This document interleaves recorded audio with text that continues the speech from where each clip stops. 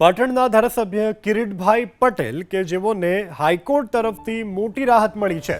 ચૂંટણીમાં કિરીટ પટેલની જીતને પડકારતી અરજી કોર્ટે ફગાવી છે।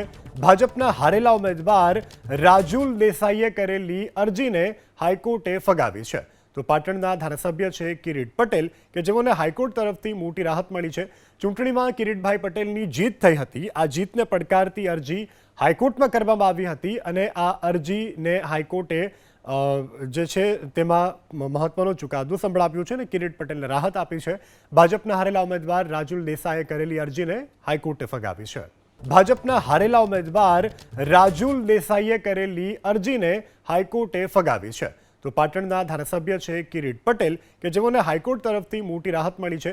ચૂંટણીમાં કિરીટભાઈ પટેલની જીત થઈ હતી। આ જીતને પડકારતી અરજી હાઈકોર્ટમાં કરવામાં આવી હતી અને આ અરજીને હાઈકોર્ટે જે છે તેમાં મહત્વનો ચુકાદો સંભળાવ્યો છે અને કિરીટ પટેલને રાહત આપી છે।